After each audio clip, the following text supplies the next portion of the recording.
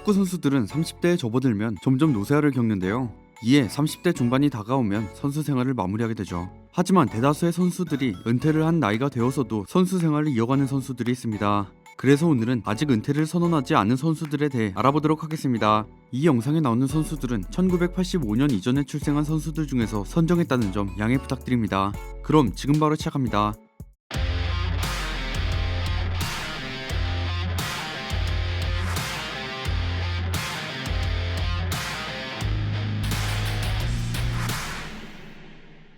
가장 먼저 알아볼 선수는 박지성의 절친 카를로스 테베즈입니다. 테베즈는 아르헨티나의 보카 주니어스에서 선수 생활을 시작했는데요. 이후 코린치안스를 거쳐 프리미어리그의 웨스트햄으로 이적했습니다. 입단 이후 리그 29라운드 토트넘전에서 프리킥골과 2개의 어시스트를 기록한 이후부터 좋은 모습을 보여주기 시작했죠. 토트넘전 이후 30라운드부터 37라운드까지 5골 2어시스트를 기록하며 팀을 리그 최하위 등수에서 17위까지 끌어올렸는데요. 그리고 팀의 강등 여부가 결정되는 리그 마지막 라운드 맨유와의 경기에서 결승골을 기록하며 팀을 강등으로부터 구하게 됩니다. 테베즈는 웨스트햄에서의 활약으로 맨유로 임대 이적을 가게 되죠. 그는 효과적으로 팀에 적응하며 루니와 함께 투톱으로 활약하게 되는데요. 테베즈는 맨유의 공격진들과 좋은 호흡을 보여주었고 맨유는 이들의 활약에 EPL 우승과 챔피언스리그 우승을 차지하며 더블을 달성하는 성과를 거뒀습니다. 이러한 활약에도 맨유는 테베즈를 영입하지 않고 베르바토프를 영입하게 되죠. 그렇게 벤치 신세가 된 테베즈는 결국 이적을 결심하게 되는데요. 그렇게 맨체스터 유나이티드의 지역 라이벌 맨체스터 시티로 이적합니다. 테베즈는 맨시티 소속으로 148경기 동안 73골 36도움을 기록하며 1011 시즌에는 득점왕을 차지하는 활약도 보여주었는데 이 시즌 맨시티의 주장직까지 맡으며 팀을 이끌기도 했죠. 이후 유벤투스로 이적해 팀을 챔스 결승까지 이끄는 등 활약을 보여줬습니다. 이후에는 보카 주니어스, 상하이 소나 그리고 현재는 다시 보카 주니어스로 복귀해 현역 생활을 이어가고 있습니다. 다음으로 알아볼 선수는 바르셀로나의 전성기를 이끈 미드필더 안드레스 이니에스타입니다. 이니에스타는 바르셀로나 유스 출신으로 2002년 18살의 나이에 데뷔했는데요. 그는 바르셀로나 소속으로 총 9번의 리그 우승과 4번의 챔피언스 리그 우승을 차지하는 활약을 선보였습니다. 그중 0809 시즌과 1416 시즌에는 리그와 코파델레이 우승뿐만 아니라 챔피언스 리그까지 우승을 차지하면서 바르셀로나를 총 2번의 트래블로 이끌었죠. 이 중 트래블을 달성한 첫 번째 시즌인 0809 시즌 같은 해인 2009년에 UEFA 슈퍼컵, 수페르코파 데 에스파냐, 피파 클럽 월드컵을 모두 들어올리며 6관왕을 달성하게 됩니다. 이후에도 바르셀로나에게 여러 우승컵을 안겨준 그는 바르셀로나에서의 활약만큼이나 스페인 국가대표팀에서의 활약도 대단했었는데요. 그는 스페인 국가대표팀에서 유로 2008 우승, 2010 남아공 월드컵 우승, 유로 2012 우승을 이끈 스페인의 주역 선수로 축구 역사상 최초의 메이저 대회 3연패에 가장 큰 기여를 했습니다. 이런 이니에스타는 2010년 발롱도르 2위와 2012년 발롱도르 3위를 차지했고 2009년부터 피파 월드 11에 9년 연속 UEFA 올해의 팀에 6번 선정되는 활약을 펼쳤죠. 현재는 일본의 빗셀 고베에서 선수 생활을 이어가고 있습니다. 다음으로 알아볼 선수는 바르셀로나의 레전드 레프트백이었던 다니 알베스입니다. 알베스는 2001년 바이아에서 데뷔한 선수인데요. 이후 세비야로 이적해 곧바로 주전자리를 차지하며 6년간 엄청난 활약을 선보입니다. 그는 세비야에게 UEFA컵 우승 트로피도 안겨주었고 코파델레이에서도 우승컵을 들어올렸죠. 이러한 활약에 그는 2008년 당시 수비수 역대 최고의 종료를 기록하며 바르셀로나로 이적했는데요.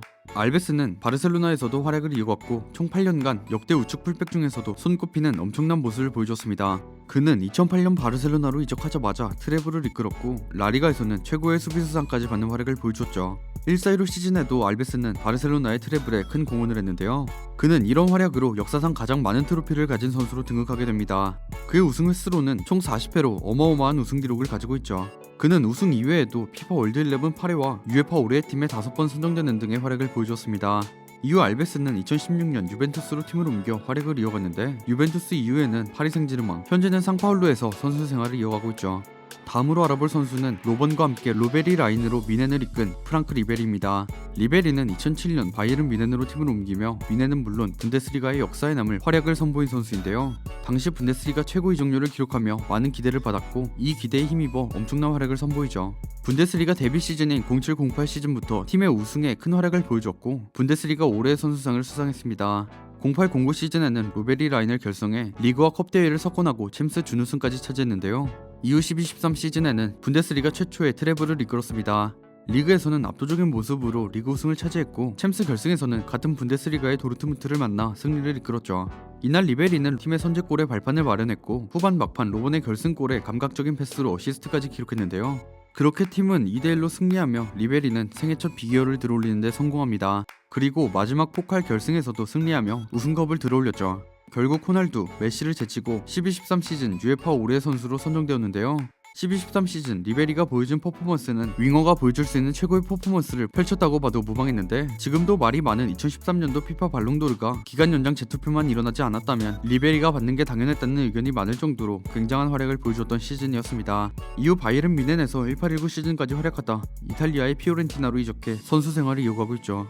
다음으로 알아볼 선수는 라리가 역대 최다 출전 2위 호아킨 산체스입니다. 호아킨은 고령의 나이에도 항상 좋은 활약을 보여주는 꾸준함의 상징과도 같은 선수인데요. 중위권 정도의 팀인 레알 베티스를 이끌고 활약을 보여주며 월드클래스 윙어로 평가받던 선수입니다.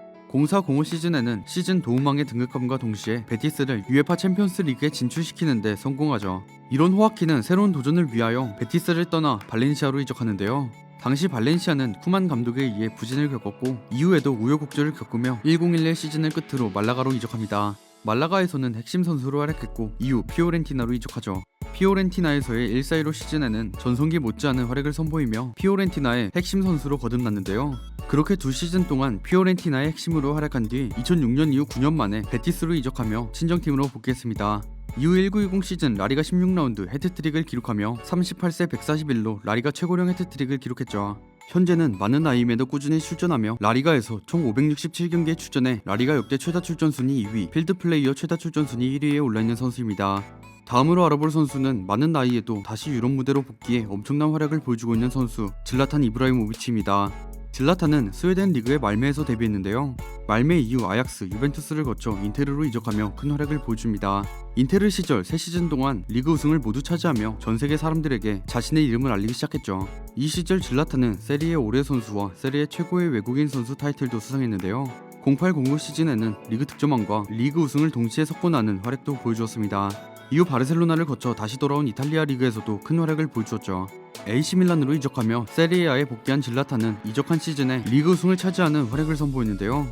다음 시즌에는 리그 득점왕을 차지하는 활약을 선보였습니다. 이후 파리 생제르맹으로 이적 후 모든 시즌 리그 우승을 차지하고 나서 맨유와 LA 갤럭시를 거쳐 현재 다시 AC 밀란으로 돌아와 선수 생활을 이어가고 있죠.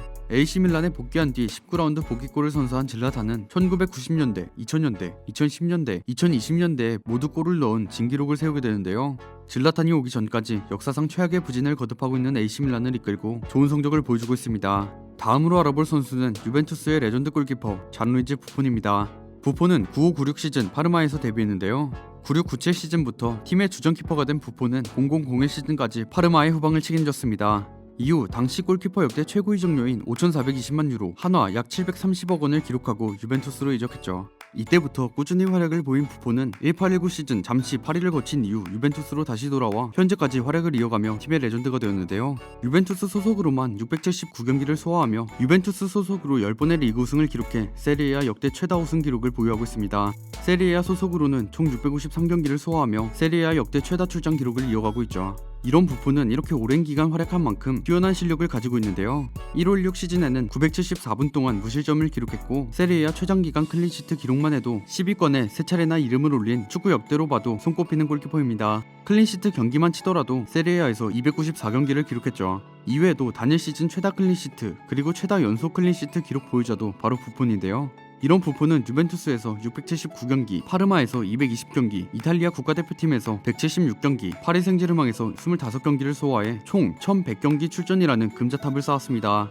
지금까지 아직 은퇴하지 않은 선수들에 대해 알아봤습니다. 이 선수들 외에 아직 은퇴하지 않은 노장 축구 선수를 알고 계신 분들은 댓글 남겨주시면 감사하겠습니다. 저는 지금까지 올감베스트였습니다. 감사합니다.